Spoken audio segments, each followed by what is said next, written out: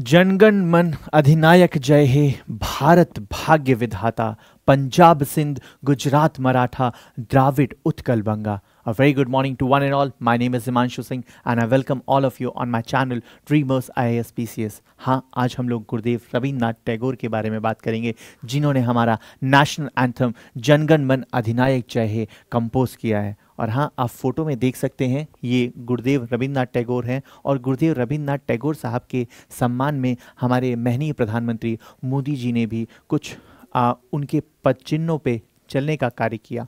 आप फोटो में देख सकते हैं हमारे मोदी जी भी, उनका जो गेटअप है वो कुछ कुछ गुरुदेव रविन्द्रनाथ टैगोर से साहब से भी मैच करता है. ठीक है, हम लोग आज का टॉपिक में इम्पॉर्टेंट चीज़ ये देखने वाले हैं कि क्या रविन्द्रनाथ टैगोर का नाम, उनका सरनेम टैगोर था या कहीं कहीं आप ठाकुर भी पढ़ते हैं, और क्या वो सही में गुरु थे, कोई बहुत बड़े फिलोसफर थे, या कोई स्पिरिचुअल गुरु थे, या कोई बहुत बड़ी हस्ती थे, या क्या सच्चाई थी, उनके नाम के आगे गुरुदेव क्यों लगता है और किसने उन्हें ये उपाधि दी थी. आइए हम वीडियो की शुरुआत करते हैं. हम सबसे पहले बात करते हैं महात्मा गांधी और गुरुदेव रविन्द्रनाथ टैगोर की. ये दोनों एक दूसरे का बहुत सम्मान करते थे और ऑफन एक दूसरे से मिलते रहते थे, एक दूसरे से बहुत ज़्यादा इंस्पायर्ड थे. और ऐसे ही मिलने जुलने के क्रम में एक बार गुरुदेव रविन्द्रनाथ टैगोर ने गांधी जी को उनके सम्मान में महात्मा कह के संबोधित किया. और उसके बदले में गांधी जी ने उन्हें कहा कि आप एक बहुत बड़े फिलोसफर हैं, आप एक बहुत बड़े टीचर हैं, और आप हो ना हो स्पिरिचुअल गुरुओं से भी बहुत ऊंची पोजीशन रखते हैं. इसलिए गांधी जी ने रविन्द्रनाथ ठाकुर को गुरुदेव कह के संबोधित किया. जी हाँ, महात्मा गांधी ने पहली बार रविन्द्रनाथ टैगोर को गुरुदेव कह के संबोधित किया. ठीक है, हम लोग आगे की अगर बात करते हैं, इनका जो लास्ट नेम था, जी हाँ, इनका जो लास्ट नेम था एक्चुअल में रविन्द्रनाथ ठाकुर था. लेकिन बाद में आप लोग देखते होंगे बहुत सारी बुक्स में, बहुत सारी जगहों में, इनफैक्ट अभी मैंने भी इन्हें रविन्द्रनाथ टैगोर ही कहा. इसके पीछे रीज़न ये था, ब्रिटिशर्स इसके पीछे बहुत बड़े रीज़न थे. बिकॉज ब्रिटिशर्स का एक्सेंट जो है वो ठाकुर प्रोनाउंस करने में कहीं ना कहीं सफल नहीं था, सक्षम नहीं था. और वो लोग ठाकुर को ठाकुर, टैगोर, टैगोर कहते थे. और ऐसे करते करते इनका सरनेम टैगोर पड़ गया. और बहुत सारे ऑथर्स ने, राइटर्स ने इनका नाम रविन्द्रनाथ ठाकुर ना लिखकर रविन्द्रनाथ टैगोर लिख दिया. इनफैक्ट सिर्फ इन्हीं का नाम नहीं, इनके फैमिली में और भी जितने सीनियर जूनियर मेंबर्स थे, बड़े बड़े लोग थे, जैसे देवेंद्र नाथ टैगोर हो गया, सत्येंद्र नाथ टैगोर साहब हो गए, द्वारका नाथ टैगोर साहब हो गए, इन सब का सरनेम जो था वो ठाकुर था. लेकिन ब्रिटिशर्स के एक्सेंट की वजह से ये सरनेम टैगोर हो गया. ठीक है, इसके बाद हम लोग अगर बात करते हैं नेशनल एंथम की. जी हाँ, आप सभी को पता है कि हमारा नेशनल एंथम, हमारा राष्ट्रीय गान जो है वो गुरुदेव रविन्द्रनाथ टैगोर ने लिखा था. और हाँ, बांग्लादेश का राष्ट्रगान जो कि है वो भी जनगण मन से ही संबंधित है. इनफैक्ट इसका बांग्ला वर्जन है वो भी गुरुदेव रविन्द्रनाथ टैगोर द्वारा ही लिखा गया. और ना सिर्फ ये दो कंट्री बल्कि श्रीलंका भी एक ऐसा देश है जिसका नेशनल एंथम लिखने में रविन्द्रनाथ टैगोर साहब की बहुत बड़ी भूमिका थी. और रविन्द्रनाथ टैगोर ने अपने ही स्टूडेंट, एक श्रीलंकन स्टूडेंट को इंस्पायर किया कि वो श्रीलंका का नेशनल एंथम लिखें.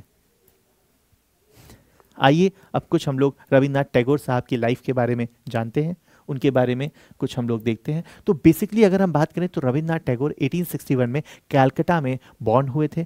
और उनकी अगर हम फैमिली की बात करते हैं तो उनकी फैमिली में बहुत बहुत बहुत ज़्यादा बड़े बड़े लोग थे, हाईली क्वालिफाइड, और बहुत बड़े बड़े काम उन लोगों ने किए थे. बहुत बड़े रिवाइवलिस्ट थे, बहुत बड़े ऑथर्स थे, और बहुत अच्छी अच्छी पोजीशंस पे वो लोग रह चुके. सबसे पहले हम बात करें इनकी फादर की. इनके फादर का नाम था देवेंद्र नाथ टैगोर. जी हाँ, ये वही देवेंद्र नाथ टैगोर हैं जो कि ब्रह्म समाज में थे, जो कि राजा राममोहन रॉय के बाद में ब्रह्म समाज को जिन्होंने संभाला था. ये वही देवेंद्र नाथ टैगोर हैं जो कि बहुत बड़े फिलोसफर, बहुत बड़े सोशल रिवाइवलिस्ट थे. उसके बाद अगर हम लोग बात करें रविन्द्रनाथ टैगोर के भाइयों की, तो उसमें से एक बहुत फेमस नाम निकल के आता है सत्येंद्र नाथ ठाकुर या सत्येंद्र नाथ टैगोर. मैं बता दूं, सत्येंद्रनाथ टैगोर इंडिया के, भारत के पहले आईसीएस ऑफिसर थे। जी हाँ, जिन्हें आज आप आईएएस कहते हो, बेसिकली उनका पहले उन्हें इंडियन सिविल सर्विसेज का ऑफिसर्स यानी कि आईसीएस ऑफिसर कहा जाता था, और सत्येंद्रनाथ टैगोर भारत के पहले आईसीएस ऑफिसर थे। और उसके बाद की अगर हम बात करें तो द्वारकानाथ टैगोर साहब का नाम आप लोगों में से बहुतों ने सुना होगा। द्वारकानाथ टैगोर बेसिकली रविन्द्रनाथ ठाकुर साहब के ग्रैंडफादर थे। और द्वारकानाथ टैगोर साहब के बारे में मैं आपको बता दूं, ये बहुत बड़े सोशल रिफॉर्मर तो थे ही, साथ में इंडिया के one of the first industrial entrepreneur थे। जी हाँ, भारत के शुरू के पहले उद्योगपतियों में से एक थे। और अगर हम नॉर्थ ईस्टर्न इंडिया की बात करें, स्पेसिफिकली आसाम की बात करें, तो आसाम टी कंपनी, जिसे कि आप देख रहे हैं, आसाम के चाय के बागानों में से सबसे बड़ी कंपनी जो है, जो जिसमें कहीं ना कहीं ब्रिटिशर्स का भी रोल था, उसमें सबसे बड़ा रोल अगर किसी का देखा जाए उस कंपनी में, तो वो द्वारकानाथ टैगोर साहब का था, यानी कि ये बहुत बड़े बिजनेसमैन भी थे। उसके बाद हम बात करते हैं रविन्द्रनाथ ठाकुर साहब के नेफ्यू यानी भतीजे के बारे में, जिनका नाम था अबींद्रनाथ टैगोर। आपके सामने एक पेंटिंग है बनी, जो भारत माता की पेंटिंग है, और कह सकते हैं कहीं ना कहीं इंडिया की ये one of the oldest Bharat माता की पेंटिंग है।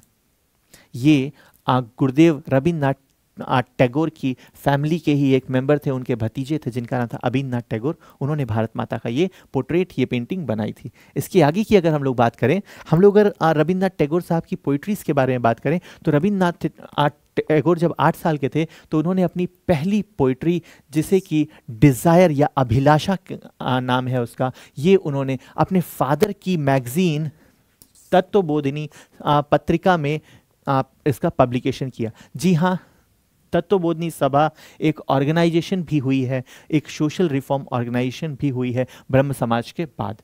ठीक है साहब, इसके आगे की अगर हम लोग बात करते हैं तो बेसिकली हमारा नेशनल एंथम जो है वो भारत भाग्यो विधाता नाम की एक पोइट्री थी, वहीं से लिया गया था। और वो पोइट्री जो है रविन्द्रनाथ टैगोर साहब ने लिखी थी 1905 में, जब बंगाल का पार्टीशन के लिए अनाउंसमेंट हुई थी। और 1911 में पहली बार गुरुदेव रविन्द्रनाथ टैगोर ने कांग्रेस के कलकत्ता सेशन में 1911 में पहली बार जनगण मन का गान किया था, इसे गाया था।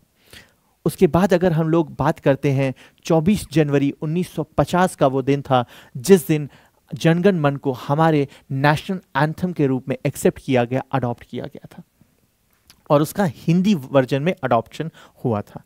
ठीक है, और आप लोगों को मालूम है कि इसी का बांग्ला वर्जन जो है वो बांग्लादेश जो है अपना नेशनल एंथम, उसको उन्होंने बनाया है कुछ मॉडिफिकेशंस के साथ में।